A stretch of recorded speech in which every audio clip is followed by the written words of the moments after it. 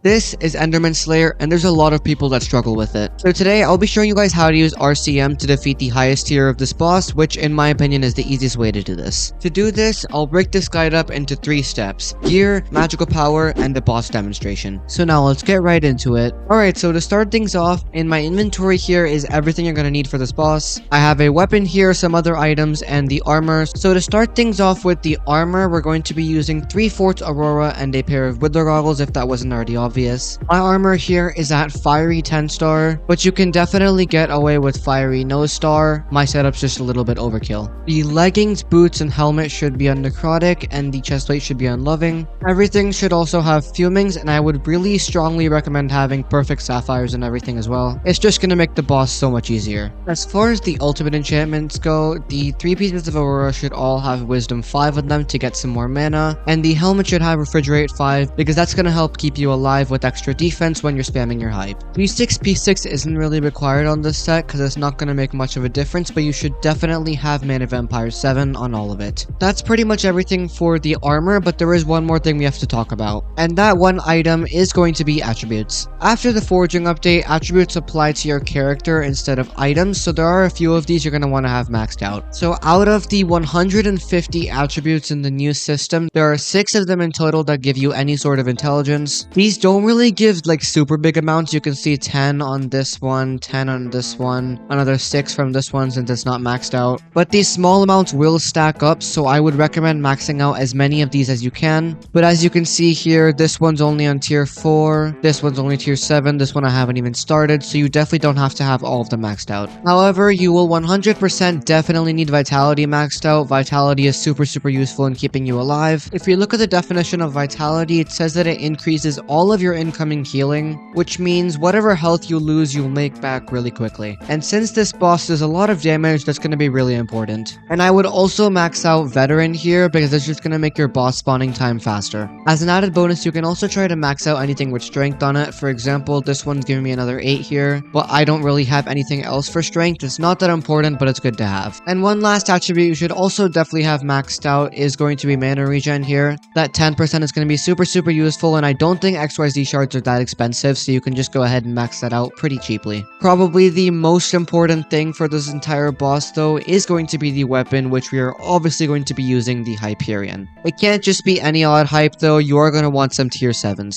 There are a decent few of these that I would definitely recommend having, so I'll just list them off real quick. And those tier 7s are Ender Slayer 7, which is probably the most important one, Execute 6, which is also pretty important, Giant Killer 6, which is on equal importance as Execute, and Thunderlord 7, which is not really important at all, but still good to have.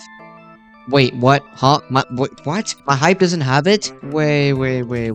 Hold on a second. Oh, okay. I didn't know that. Well, you should have Thunderlord 7, and it turns out I don't, so yeah, there we go. Let's just, forget that ever happened.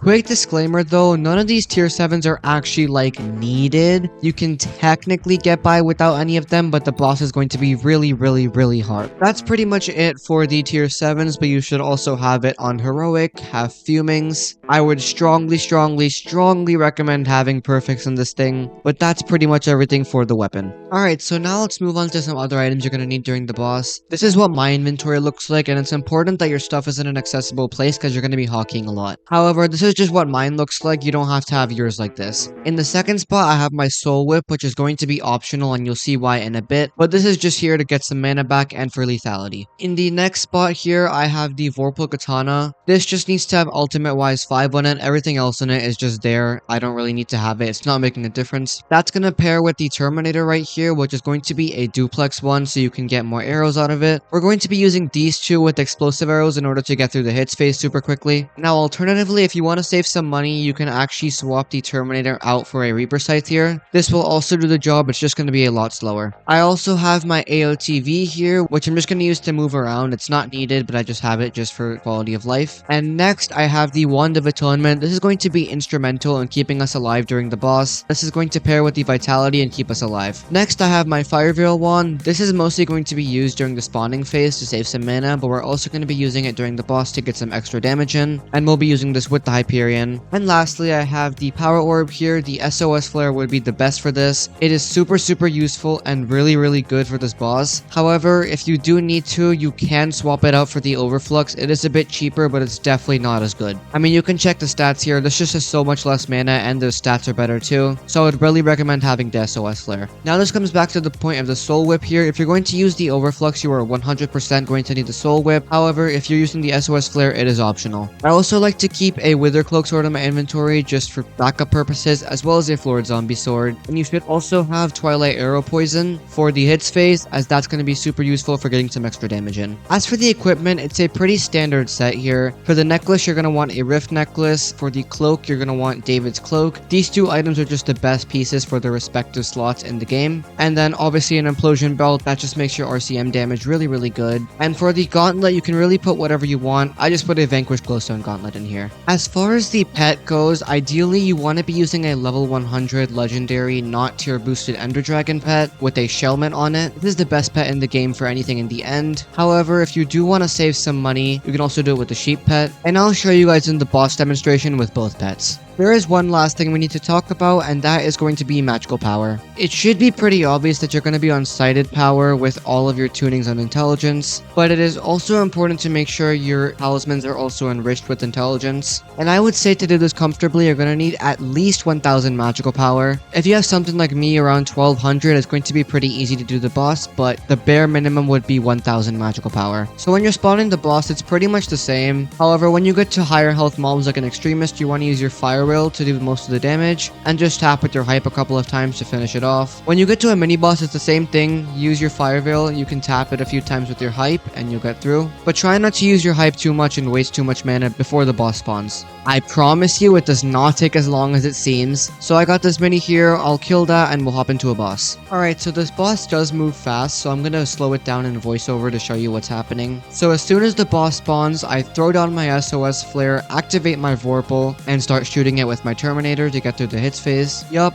I told you there's a lot of hotkeying. Make sure you stay away from the boss and move back as you're shooting your Terminator, or else you'll accidentally shoot yourself in the foot. Then get closer to the boss, activate your Wand of Atonement and Fire Whale, and then spam your hype to get through the phase. You should have hopefully phase skipped, and during the laser phase you can use your Soul Whip. Then just use the Vorpal and Terminator again to get through the hits phase. It's pretty much the same process as before. Then use the Fire Whale and Wand of Atonement again, and then spam that hype again to get through the next phase. Guess what this next phase is? That's right, a repeat of the last one, so I'll let you watch it through in full speed this time.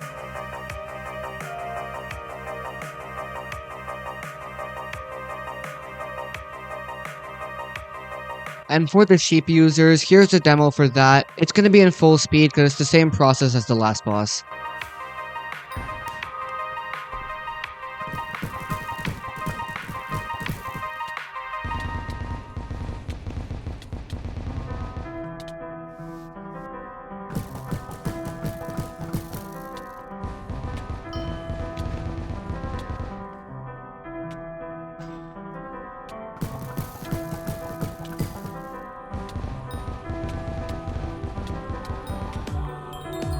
Lastly, here's some tips for the boss. If you're struggling with not having mana after the boss, try to kill some mobs in the area you did your boss. That way you can regain mana from your power orb while still getting kills towards the boss spawning. If a beacon spawns, you do have a little bit of time till it pops, so maybe try finishing up the phase you're in and then getting the beacon. Also, if you're doing this correctly, you shouldn't really need to worry about the heads that spawn, so just keep doing damage instead. Try to always be on healing so you don't die from the boss or anything like that. The lasers don't pack too much of a punch, but you don't know what's going to happen during the boss fight, so just jump over them just to be safe. Lastly, obviously focus on dealing as much damage as you can as quickly as possible, since mage sets aren't really known to keep you alive for too long. But if you are taking a lot of damage, step away from the boss for a second, regain your health, then go back in. But with that, that's pretty much everything you need to know for this boss. But other than that, thank you so much for making it till here in the video. If you have any questions, leave them down in the comments below and I'll do my best to get to all of them. But other than that, I'm in a race with Flame Game God to 10,000 subscribers, so a like and a sub would be much appreciated. Also join the Discord to be notified when I post, and I'll see you guys in the next one.